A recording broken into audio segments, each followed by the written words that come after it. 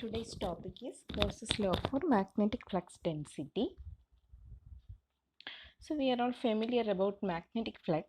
Magnetic flux is always proportional to the number of field lines that pass through the surface. So in this diagram, a surface is given. These are the magnetic flux lines. So in the first diagram, the number of magnetic flux lines entered through this surface, this is larger compared to the second diagram. So here only three magnetic field lines enter through the surface. So in the first case, magnetic flux is higher compared to the second case, because a small number of means only three number of magnetic field lines enter through the surface. So the definition of magnetic flux is magnetic flux phi is equal to A dot B, where A is the area vector of this closed loop and B is the magnetic flux density or magnetic field lines enters into the surface. When a closed loop is introduced to a magnetic field, these magnetic lines enters into the surface and leaves out. So a magnetic field is developed in this body and that field is represented by B. So the magnetic flux through the loop is phi is equal to A dot B. This A dot B means if the surface is along the direction of this magnetic field lines, the area vector is along the direction of this magnetic field lines, then A dot B is equal to the dot product is A dot B is AB cos theta. So in that case theta is 0, so phi is equal to AB. But when this area vector is away from this magnetic field lines, then we take the dot product, we can calculate the magnetic flux on any direction of this area vector. That is phi is equal to A dot B. So if we take the dot product, we can calculate the magnetic flux of that surface along any direction. That means the A represents the direction of area vector. So the magnetic flux represents how closely together the magnetic field lines are packed. That means how closely the magnetic field lines enters through the surface. That is the magnetic flux. So the total magnetic flux of a surface. This is the given surface. So we have to calculate the total magnetic flux of the surface. For this, we consider a small area that is represented in this green color, and dA represent this small area. So the total magnetic flux of the surface is integral B into, our equation is B into area of cross section area vector. If A is along the direction of this B, then the magnetic flux is phi is equal to BA. B dot A changes to BA. So in this case, area is dA. So the total area is integral dA. So the total flux is, we can represent it as integral B dA. This is the total magnetic flux through the surface. Then we can go to the Gauss's law for magnetism. So in this diagram, we take a closed loop, and this closed loop is placed along the direction of this magnetic field lines.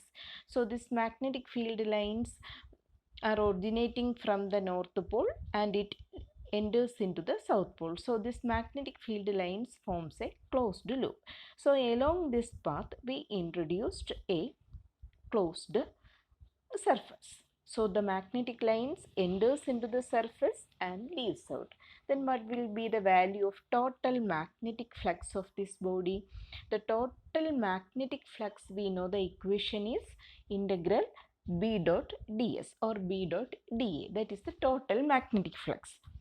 But here all the magnetic lines entering through the surface, leaving out from the surface.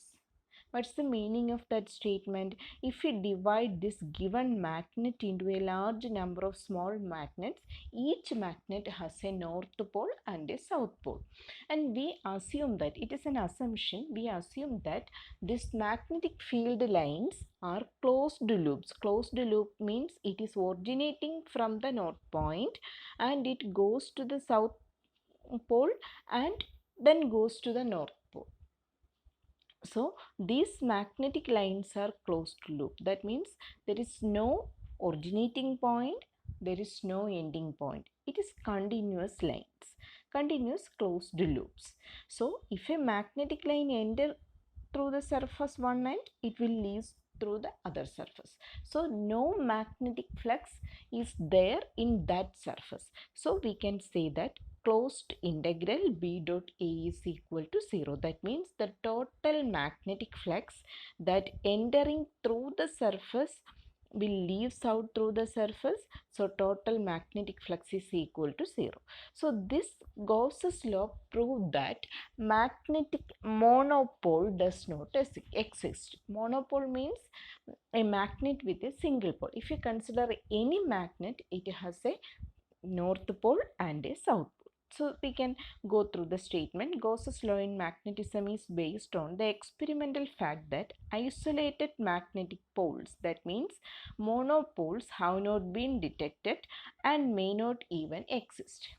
Here we compare this statement with that in the case of electrostatics. In electrostatics, we consider monopoles. That means electric field lines are never closed loops. But in the case of magnetic field lines, these magnetic field lines are closed loops. It is originating, that is, this assumption is from the north pole, this magnetic field lines begins and it through this south pole it goes to the north pole. So these are closed loops. So if you consider any magnets, it has a north pole and a south pole. So magnetic monopole, that means isolated monopole, does not exist. That is the reason for this total magnetic flux is equal to 0. If a monopole exists, this magnetic field lines may end at that point or it will originate from that point. But here, if any magnetic field lines enter into the surface, it will leave out. So integral B dot dA equal to 0. So this Gauss's law in magnetism, these magnetic field lines are continuous and form closed loops. That is the reason for total magnetic flux equal to 0 inside a closed loop. Magnetic field lines due to current do not begin or end at any point. That means magnetic field lines are continuous circular loops. It has no originating point, it has no terminal point. The magnetic field lines of a bar magnet illustrate the point. For any closed surface, the number of magnetic field lines entering the surface is always equal to the number of field lines leaving the surface. That is the reason for total magnetic flux is equal to 0. So the net magnetic flux is 0 Tesla meter square inside a closed surface. If the surface is not closed, the statement is wrong. That is Gauss's law in magnetism. Thank you.